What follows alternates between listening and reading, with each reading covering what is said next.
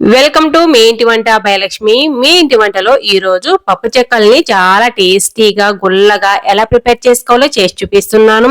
ఎప్పుడు ఒకేలా కాకుండా వీడియోలో చూపిస్తున్న మసాలా వేసి చేశారంటే చాలా టేస్టీగా ఉంటాయి. తప్పకుండా ట్రై చేయండి. ఈ మసాలా వేసి చేశారంటే ఎప్పుడు చేసినా ఇలాగే చేసుకుంటారు. అంత టేస్టీగా ఉంటాయి. తప్పకుండా ట్రై చేసి మీకు ఎలా వచ్చాయి కామెంట్ రూపంలో చెప్పడం మాత్రం అసలు మర్చిపోకండి. ఈ పప్పు చెక్కలు ఆయిలే పీల్చవు.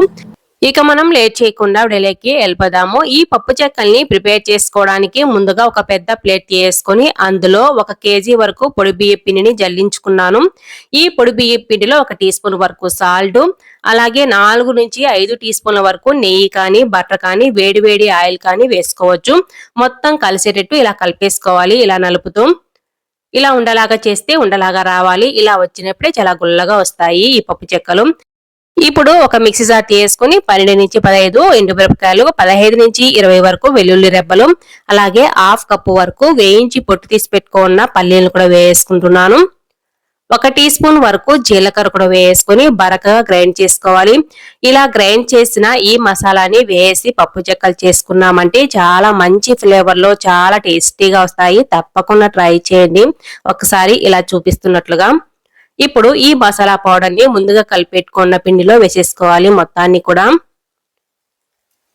ఇదంతా కూడా బాగా కలిసేటట్టు కలిపేసుకోవాలి. ఇలా కలుపుకున్న తర్వాత ఒక గుప్పెడు కరివేపాకును సన్నగా తరిగేనే వేసుకోవచ్చు. నేనైతే ఇక్కడ మిక్సీ జార్లో వేసుకొని బరకా గ్రైండ్ చేసి వేస్తున్నాను. బాగా కలిసేటట్టు కలిపేసుకున్న తర్వాత 30 నిమిషాలు నానబెట్టుకున్న పచ్చిశనగపప్పును నీళ్లు వంపేసి వేసుకున్నాను. అలాగే 30 నిమిషాలు నానబెట్టుకున్న పెసరపప్పును కూడా వేసుకున్నాను. ఇవన్నీ కూడా బాగా కలిసేటట్టు కలిపేసుకోవాలి. ఇప్పుడే నీళ్లు వేసుకోకుండా ఇవన్నీ కూడా బాగా కలిసేటట్టు కలిపేసుకున్న తర్వాత ఒకసారి ఉప్పు సరిపోయిందా లేదని చెక్ చేసుకున్న తర్వాత ఇప్పుడు ఇందులో కొద్దిగా నీళ్లు వేసుకుంటూ పిండిని మరి గట్టిగా కాకుండా మరి పల్చగా కాకుండా వీడియోలో చూపిస్తున్నట్లుగా ఈ కన్సిస్టెన్సీ వచ్చేంత వరకు కలిపేసుకోవాలి. అప్పుడే చాలా బాగా గుల్లగా ఆయిల్ పీల్చకుండా వచ్చేస్తాయి ఈ పప్పు చెక్కలు. ఇప్పుడు చిన్న పిండి ఉండలు తీసుకొని వీడియోలో చూపిస్తున్నట్లుగా ఇలా రెడీగా పెట్టేసుకొని ఒక కాటన్ క్లాత్ అయినా వేసుకోవచ్చు, లేకుంటే మరొక బౌల్లో వేసేసి మూత పెట్టేసి కూడా పక్కన పెట్టుకోవచ్చు. ఇప్పుడు నేనైతే ఒక కవర్ తీసుకొని దానిపైన ఆయిల్ వేసేసుకొని మొత్తానికి స్ప్రెడ్ చేస్తున్నాను. తర్వాత పై కవర్ ని కూడా ఇలా వేసుకున్నామంటే ఈ ఆయిల్ పైన కూడా అంటుకుంటుంది. ఇప్పుడు ఒక్కొక్క ఉండను వీడియోలో చూపిస్తున్నట్లుగా పెట్టేస్తున్నాను. ఇలా అన్ని కూడా పెట్టేసుకున్న తర్వాత పైన కవర్ వేసుకొని అడుగు ఫ్లాట్ గా ఉన్న ఏదైనా ఒక బౌల్ తీసుకొని స్ప్రెడ్ చేస్తే సరిపోతుంది. చాలా ఫాస్ట్ గా చేసుకోవచ్చు పప్పు చెక్కలు. ఇలా ప్రెస్ చేసుకున్న తర్వాత దోశ వేసినట్లుగా ఇలా అన్నామంటే ఒక చోట మందంగా ఒక చోట పలుచగా లేకుండా మొత్తం కూడా సమానంగా వచ్చేస్తుంది. ఇలా ఎన్ని కావాలంటే అన్నిటిని చేసుకోవచ్చు. ఇలా చేసుకునేటప్పుడే స్టవ్ మీద కడాయి పెట్టేసుకుని డీప్ ఫ్రైకి సరిపడా ఆయిల్ వేసుకున్నాను. ఈ లోపు ఆయిల్ కూడా వేడైపోతుంది. ఆయిల్ బాగా వేడైన తర్వాత స్టవ్ ని మీడియం ఫ్లేమ్ లో పెట్టేసుకొని వీడియోలో చూపిస్తున్నట్లుగా పప్పు చెక్కల్ని ఇలా ఒక్కొక్కటిగా తీసి వేసుకోవడమే వేడిగా ఉన్న ఆయిల్లో. ఆయిల్లో ఎన్నైతే పడితే అన్నిటినీ ఒక సైడ్ నుంచి వేసేసుకోవాలి. స్టవ్ ని మీడియం టు హై ఫ్లేమ్ కి అడ్జస్ట్ చేసుకుంటూ వీటిని రెండు వైపులా తిప్పుకుంటూ మంచి కలరు అలాగే క్రిస్పీగా వచ్చేంత వరకు వేయించేసుకోవాలి. కొద్దిగా గట్టిపడిన తర్వాతనే గరిటె సాయంతో అన్ని వైపులా తిప్పుకుంటూ ఇలా ఫ్రై చేసుకోవాలి. చూసారు కదా ఎంత మంచి కలర్ లో వచ్చేసాయో. అలాగే నొరగలు మొత్తం తగ్గిపోయాయి కదా, అంటే ఇవి ఫ్రై అయిపోయినట్టే. వీటిని పక్కా తీసుకుంటున్నాను. మిగతా మొత్తం పప్పు చెక్కల్ని ఇలాగే ప్రిపేర్ చేసుకోవాలి. వీడియోలో చెప్పిన మసాలా వేసి ఈ పప్పు చెక్కల్ని చేసుకున్నారంటే చాలా కమ్మగా గుల్లగా టేస్టీగా ఉంటాయి. తప్పకుండా ట్రై చేయండి. యూట్యూబ్ లో ఇంతవరకు ఎవ్వరూ చెప్పని టిప్ తో కారం బూందీని చేసి చూపిస్తున్నాను. ఎక్స్ట్రా క్రిస్పీగా ఇంకా ఆయిల్ పీల్చకుండా ఉండడం కోసం ఇందులో ఒక సీక్రెట్ పదార్థాన్ని యాడ్ చేస్తున్నాను. ఆ పదార్థాన్ని యాడ్ చేసుకోవడం వల్ల ఇవి ఆయిల్ పీల్చవండి ఎక్కువగా, అలాగే చాలా క్రిస్పీగా వచ్చేస్తాయి, రౌండ్ గా కూడా వస్తాయి. తప్పకుండా ట్రై చేయండి. వీడియోలో చెప్పే టిప్స్ అన్ని పాటిస్తూ చేశారంటే చాలా పర్ఫెక్ట్ కారం బూందీని మీరు కూడా ప్రిపేర్ చేసుకోవచ్చు. ఇక మనం లేట్ చేయకుండా వీడియోలోకి వెళ్ళిపోదాము. ముందుగా ఒక మిక్సింగ్ బౌల్ లో ఒక స్టైనర్ పెట్టేసుకుని 2 కప్పుల శనగపిండిని జల్లించుకుంటున్నాను. శనగపిండిని ఖచ్చితంగా జల్లించే చేసుకోవాలి. ఇప్పుడు ఇదే స్టైనర్ లోనే 2 టేబుల్ స్పూన్ వరకు కార్న్ ఫ్లోర్ వేసుకున్నాను. కార్న్ ఫ్లోర్ వేసుకోవడం వల్ల చాలా బాగా రౌండ్ గా వచ్చేస్తాయి, ఆయిల్ కూడా పీల్చవు. అలాగే 1 టీ స్పూన్ వరకు కారపొడి కూడా వేసుకుని జల్లిస్తున్నాను. కారపొడిలో ఎక్కడైనా బరగ్గా ఉంటే ఇలా జల్లించుకోవడం వల్ల చాలా సాఫ్ట్ గా వచ్చేస్తుంది. ఇలా జల్లించుకున్న దాంట్లోనే రుచికి సరిపడా సాల్ట్ వేస్తున్నాను. నేనైతే ఇక్కడ 1/2 టీ స్పూన్ వరకు సాల్ట్ వేసుకుని మొత్తం బాగా కలిసేటట్టు కలిపేసుకుంటున్నాను. పిండిని ఇలా కలుపుకున్న తర్వాత ఇప్పుడు కొద్ది కొద్దిగా నీళ్లు వేసుకుంటూ గట్టి పేస్ట్ లాగా చేసుకోవాలి. అప్పుడే ఎక్కువ ఉండలు కట్టకుండా చాలా బాగా కలిసిపోతుంది. ఇలా గట్టి పేస్ట్ లాగా వచ్చిన తర్వాత ఇప్పుడు కావలసిన కన్సిస్టెన్సీ వరకు నీళ్లు యాడ్ చేసుకోవాలి. ముందుగానే ఎక్కువ నీళ్లు యాడ్ చేసామంటే ఎక్కువ ఉండలు కట్టేస్తుంది, కలుపుకోవడానికి కష్టంగా ఉంటుంది. కాబట్టి గట్టి పేస్ట్ లాగా చేసుకొని తర్వాత నీళ్లు యాడ్ చేసుకుని ఇలా వచ్చేంత వరకు కలిపేసుకోవాలి. ఇప్పుడు గరిటెతో చెక్ చేసి చూపిస్తున్నాను, చూసారు కదా, మనకు ఈ కన్సిస్టెన్సీలో ఉండాలి. ఇప్పుడు బూందీ గరిటెలన్నీ మార్కెట్ లో దొరుకుతూ ఉంటాయి కదా, ఇలాంటి గరిటెలు ఉన్నా పర్లేదు. ఇవి లేదు అనుకుంటే అందరిళ్లలో చిల్లులు గరిటెలు అయితే ఉంటాయి కదా, వాటితోనే చేసుకోవచ్చు. చిల్లులు గరిటె అనేది చిన్నదిగా ఉంది కాబట్టి, ఇక్కడ నా దగ్గర బూందీ గరిటె ఉంది కాబట్టి బూందీ గరిటెతోనే చేస్తున్నాను. చిల్లులు గరిటెతో చేస్తే కొద్దిగా టైం ఎక్కువ తీసుకుంటుంది, చిన్నది కాబట్టి. ఇప్పుడు స్టవ్ మీద కడాయి పెట్టేసుకుని డీప్ ఫ్రై కి సరిపడా ఆయిల్ వేసుకున్నాను. ఆయిల్ వేడైన తర్వాత కొద్దిగా పిండి వేస్తే వేసిన వెంటనే పైకి రావాలి. ఆయిల్ వేడి అనేది అంత బాగా అయి ఉండాలి. అప్పుడే బూందీ అనేది చాలా బాగా పొంగుతూ రౌండ్ గా వచ్చేస్తుంది.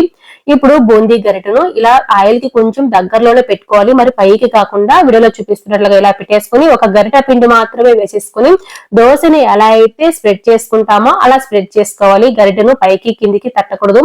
పైకి కిందికి తట్టేసామంటే బూందీకి తోకల్లాగా వచ్చేస్తుంది. కాబట్టి ఇలా అనాలి, అప్పుడే రౌండ్ గా చాలా బాగా వచ్చేస్తుంది. ఆయిల్ మాత్రం చాలా బాగా వేడి ఉండాలి. స్టవ్ ను మాత్రం హై ఫ్లేమ్ లో పెట్టే చేసుకోవాలి. ఇలా వేసుకున్న తర్వాత కొద్దిగా గట్టిపడిన తర్వాతనే గరిటె సాయంతో అన్ని వైపులా తిప్పుకుంటూ దీన్ని మంచి కలర్ వచ్చేంత వరకు అలాగే క్రిస్పీగా వచ్చేంత వరకు ఫ్రై చేసుకోవాలి. చూసారు కదా, కొద్దిగా దొరకలు తగ్గాయి కదా. ఇప్పుడు గరిటె సాయంతో ఇలా కలుపుకుంటూ ఉండాలి, అప్పుడే అన్ని వైపులా మంచిగా ఫ్రై అయిపోతుంది ఈ కారం బూందీ. ఇలాగే కలుపుకుంటూ ఉన్నామంటే నురగలు మొత్తం తగ్గిపోయి ఇలా కనిపిస్తుంది. ఇలా వచ్చేసినప్పుడు కారం బూందీ రెడీ అయిపోయినట్టే పక్కకు తీసేసుకోవచ్చు. చూసారు కదా ఎంత బాగా మంచి కలర్ లో వచ్చేసిందో. అంతేకాదు చాలా బాగా రౌండ్ గా కూడా వచ్చేసింది కదా. వీడియోలో చెప్పిన టిప్స్ అన్ని పాటిస్తూ చేశారంటే మీకు కూడా ఇలాగే వచ్చేస్తాయి. ఆయిల్లో చిన్న చిన్న కారం బూందీలాగా కనిపిస్తున్న దాన్ని టీ వడపోసుకునే దానితో ఇలా తీసేసుకోవాలి, స్టీల్ దాంతో. మరొక వాయి కూడా వేసుకునేటప్పుడు ఆయిల్ ఇంకొద్దిసేపు వేడి చేసుకున్న తర్వాతనే మళ్ళీ ఇలా వేసుకోవాలి. అప్పుడే అంతా కారం బూందీ కూడా చాలా బాగా పొంగుతూ రౌండ్ గా వచ్చేస్తుంది. ఆయిల్ వేడి కాకతలకే వేసుకున్నా సరే సరిగా పొంగదు. కాబట్టి ఇంకొద్దిసేపు ఆయిల్ వేడి చేసుకున్న తర్వాతే మరొక వాయి వేసుకోవాలి. ఇలా వేసుకున్న తర్వాత కొద్దిగా నురకలు తగ్గిన తర్వాతనే గరిటె సాయంతో అన్ని వైపులా తిప్పుకుంటూ కలుపుకుంటూ ఉండాలి. అప్పుడే అన్ని వైపులా కూడా మంచిగా ఫ్రై అయిపోతుంది కారం బూందీ. ఇలాగే కలుపుకుంటూ ఉండాలి. స్టవ్ ను మాత్రం హై ఫ్లేమ్ లోనే పెట్టేసుకోవాలి, లో కానీ మీడియం కానీ పెట్టకూడదు, ఎక్కువ ఆయిల్ ని పీల్చేస్తాయి. ఇలా మొత్తం చాలా బాగా ఫ్రై అయిన తర్వాత పక్కకు తీసుకోవాలి. మిగతా మొత్తం కారం బూందీని కూడా ఇలాగే ప్రిపేర్ చేసుకోవాలి.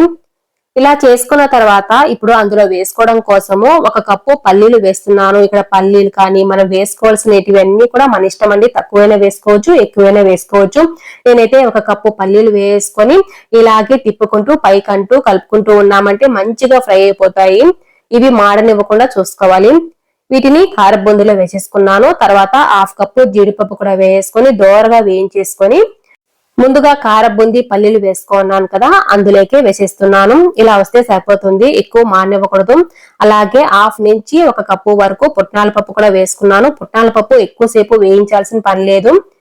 ఇప్పుడు 1 కప్పు అటుకులు తీసుకొని కొద్ది కొద్దిగా వేసుకుంటూ ఇలా ఫ్రై చేసుకుంటున్నాను. అటుకులు అనేది ఆప్షనల్, మీకు ఇష్టమైతేనే వేసుకోవచ్చు, లేకుంటే లేదు. నేను మాత్రం 1 కప్పు అటుకులు మాత్రమే వేస్తున్నాను, మరి ఎక్కువ కూడా అటుకులుగా వేసుకోవట్లేదు. అక్కడక్కడ తెలిసేటట్టు మాత్రమే వేసుకున్నాను. అలాగే 10 నుంచి 15 వరకు వెల్లుల్లి రెబ్బలు కొద్దిగా చిదిమి ఆయిల్లో వేసేసుకొని కొద్దిగా క్రిస్పీగా వచ్చేంత వరకు వేయించేసుకోవాలి. మంచి ఫ్లేవర్ లో ఉంటాయి ఇలా వేసుకోవడం వల్ల. ఇప్పుడు ఇందులో 1 గుప్పెడు కరివేపాకు కూడా వేసుకొని క్రిస్పీగా వచ్చేంత వరకు వేయించేసుకొని కారం బూందీలోనే వేసేస్తున్నాను. ఇక్కడ అటుకులు మీకు ఎక్కువ కావాలంటే ఎక్కువైనా వేసుకోవచ్చు, తక్కువ కావాలంటే తక్కువ వేసుకోవచ్చు, అసలు వేసుకోకున్నా పర్లేదు. నేనైతే కొద్దిగా వేసి వేయించేసుకున్నాను, మధ్య మధ్యలో తగిలేటట్టు. ఇలా అన్నిటినీ ఒకే పళ్ళెంలో వేసేసుకొని వేడిగా ఉన్నప్పుడే 1/2 టీ స్పూన్ వరకు పసుపు వేసుకున్నాను, అటుకులు మరీ తెల్లగా కనిపించకుండా. అలాగే రుచికి సరిపడా సాల్ట్ కూడా వేసుకున్నాను, 1/2 టీ స్పూన్ వరకు వేసేసుకున్నాను. అలాగే 1/2 టీ స్పూన్ కారపొడి, 1/2 టీ స్పూన్ గరం మసాలా వరకు వేసుకున్నాను. ఈ మసాలాలన్నీ కూడా మీ రుచికి సరిపడా వేసుకోవచ్చు. ఎక్కువ స్పైసీగా కావాలంటే ఎక్కువ వేసుకోవచ్చు, తక్కువ కావాలంటే తక్కువైనా వేసుకోవచ్చు. అన్ని వేసుకున్న తర్వాత మొత్తం బాగా కలిసేటట్టు కలిపేస్తున్నాను.